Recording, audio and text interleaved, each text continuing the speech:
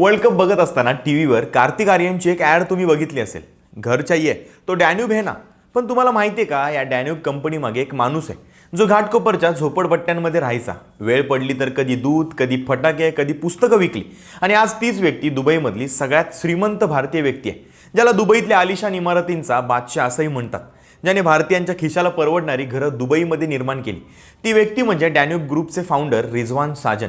कार्तिक आर्यनपासून शाहरुख खानपर्यंत सगळे बॉलिवूड स्टार त्याच्या ब्रँडसाठी ॲड करतात. पण घाटकोपरच्या झोपडपट्ट्यांमधून आलेल्या एका साध्या माणसाने 21,000 कोटींचं साम्राज्य कसं उभं केलं, सगळी गोष्ट सांगतो आजच्या या व्हिडिओमध्ये. मुंबईचा काही भाग चकाकणारा असला तरी काही भागात खूप गरिबी होती. त्यातल्याच घाटकोपरच्या झोपडपट्ट्यांमध्ये रिझवान साजनचा जन्म झाला. वडिलांनी छोटं मोठं काम करून घर सांभाळलं.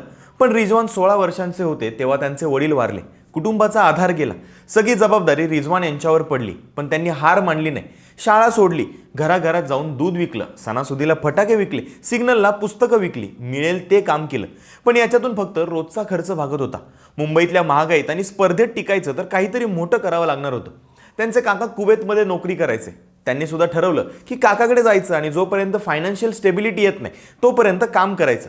1981 साली ते कुवेतला गेले आणि बिल्डिंग मटेरियल्स विकणाऱ्या दुकानात ट्रेनी आणि सेल्समन म्हणून 12 वर्षे त्यांनी नोकरी केली. ही 12 वर्ष खऱ्या अर्थाने मी शिकलो असं ते आज म्हणतात. या नोकरीमुळे बिझनेसमधले बारकावे आणि आर्ट ऑफ सेलिंग काय असतं ते त्यांना कळलं. अजून एक गोष्ट म्हणजे गल्फ कंट्रीमध्ये कन्स्ट्रक्शन कधीच थांबत नाही. इथे बिल्डिंग मटेरियल हा केवळ धंदा नाही तर हाडामासासारखा बेसिक बिझनेस आहे, ज्याला कधीच मरण येणार नाही. हे सुद्धा त्यांना कळून चुकलं होतं. पण आयुष्य सरळ रेषेत कुठं चालतं. 1990 आणि 91 मध्ये गल्फ वॉर सुरू झालं. युद्धामुळे हजारो परदेशी नागरिकांसारखाच रिझवानलाही कुवेत सोडून परत मुंबईला यावं लागलं. हातामध्ये थोडे पैसे होते, डोक्यात भरपूर अनुभव होता, पण करिअर पुन्हा शून्यावर आलं होतं. एवढा अनुभव आलाच आहे तर आता काहीतरी स्वतःचं करायला हवं असं रिझवानच्या डोक्यात फिरत होतं.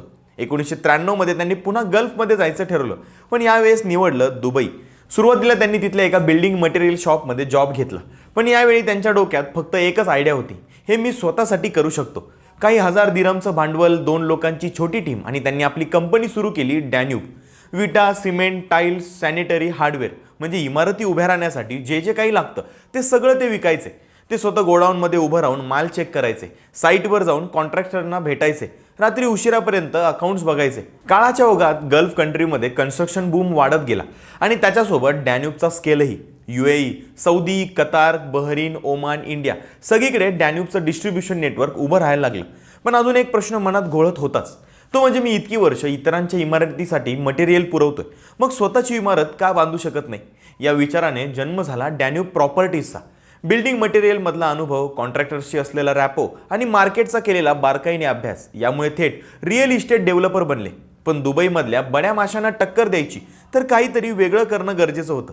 दुबईतली घरं महागडी असतात, त्यामुळे लोकांना प्रॉपर्टी खरेदी करण्यासाठी एकदम मोठं डाऊन पेमेंट करणं परवडत नाही. म्हणून त्यांनी महिन्याला फक्त 1% पेमेंट भरण्याची योजना आणली. म्हणजे दर महिन्याला फक्त प्रॉपर्टी किमतीच्या 1% अमाऊंट भरायची. त्यामुळे झालं काय तर लाखो लोक किंवा सामान्य पगारदार जे भाड्याने राहत होते त्यांना दुबईत अलिशान घर खरेदी करणं शक्य झालं. या 1% पेमेंटच्या आयद्याने त्यांना अब्जाधीश बनवलं.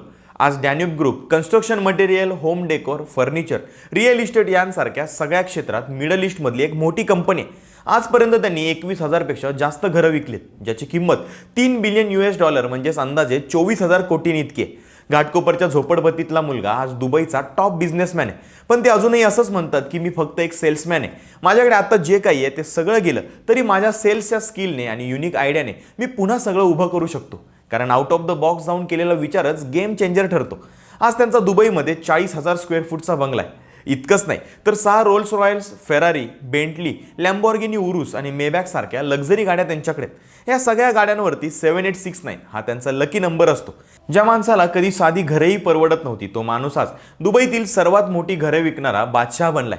रिझवान यांची ही इन्स्पिरेशनल गोष्ट तुम्हाला कशी वाटली कमेंटमध्ये नक्की सांगा. आणि अशाच व्हिडिओसाठी लगावबत्ती यूट्यूब चॅनलला सबस्क्राईब करायला विसरू नका.